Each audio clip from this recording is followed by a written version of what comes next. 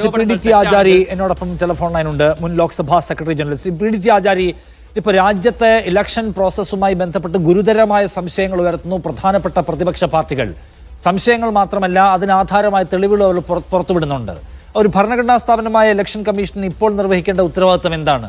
ഇവയെല്ലാം നിരാകരിക്കുകയാണോ? പരാതി ഉണ്ടെങ്കിൽ തരൂ, നോക്കാമെന്ന ഒരുതരം ഉപേക്ഷാ വിചാരമാണോ? അതോ അതിനപ്പുറത്തേക്ക് രാജ്യത്തെ ആകമാനമുള്ള വോട്ടർമാരെ ഇക്കാര്യത്തിലുള്ള വിശ്വാസ്യത കൺവിൻസ് ചെയ്യാനുള്ള അധിക ബാധ്യത അവരിൽ നിക്ഷിപ്തമായിട്ടുണ്ടോ ഈ സന്ദർഭത്തിൽ?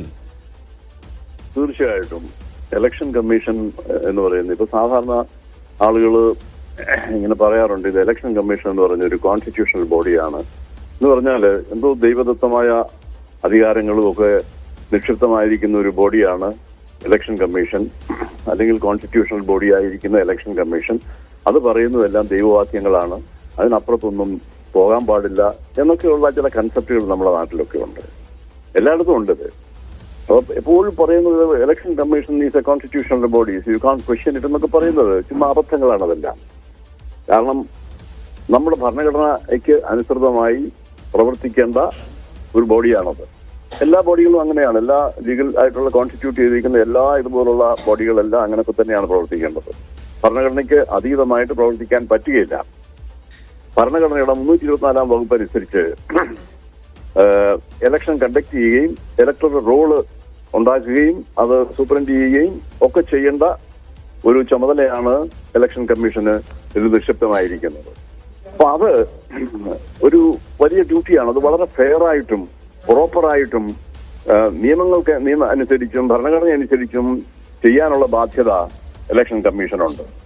അപ്പോ ഒരു റോള് പ്രിപ്പയർ ചെയ്യുക എന്ന് പറയുന്ന ആ ഒരു ഡ്യൂട്ടി നിർവഹിച്ചു കഴിഞ്ഞാൽ അതിൽ എന്തെങ്കിലും അപാകതകളുണ്ട്, ഇറഗുലാരിറ്റീസ് ഉണ്ട് എന്ന് റെസ്പോൺസിബിൾ ആയ ആരെങ്കിലും അത് റേസ് ചെയ്യുകയാണെങ്കിൽ അതിലേക്ക് ഇമ്മീഡിയറ്റ്ലി അത് എക്സാമിൻ ചെയ്യാനും അങ്ങനെ ഒരു പബ്ലിക് ഇംപ്രഷൻ മാറ്റിയെടുക്കാനുള്ള ചുമതല ഈ ഇലക്ഷൻ കമ്മീഷന് ഈ 324 എന്ന് പറഞ്ഞ ആ വകുപ്പിൽ തന്നെ അന്തർലീനമായിരിക്കുന്ന ഒരു കാര്യമാണ്.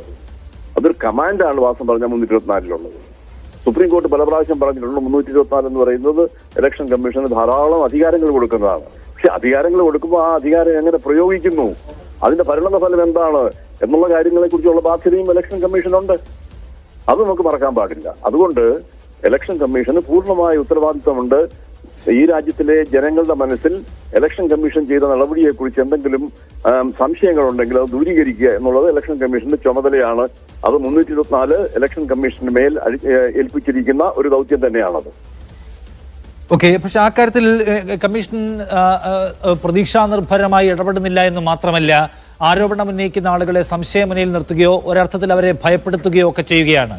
ശ്രീ ആചാരി, താങ്കൾ കാണുന്നത് എന്താണ്? കാരണം ഇതിപ്പോൾ നോക്കൂ, നമ്മുടെ രാജ്യം ഈ സുസ്ഥിരമായി നിലനിന്ന് പോരുന്നതിൻ്റെ അടിസ്ഥാനം തെരഞ്ഞെടുപ്പ് പ്രക്രിയയിലുള്ള നമ്മുടെ വിശ്വാസമാണ്. ശരിയാവണ്ണം അത് നിർവഹിക്കപ്പെടുന്നു, ശരിയാവണ്ണം തെരഞ്ഞെടുപ്പുകൾ നടക്കുന്നു എന്നുള്ളതാണ്.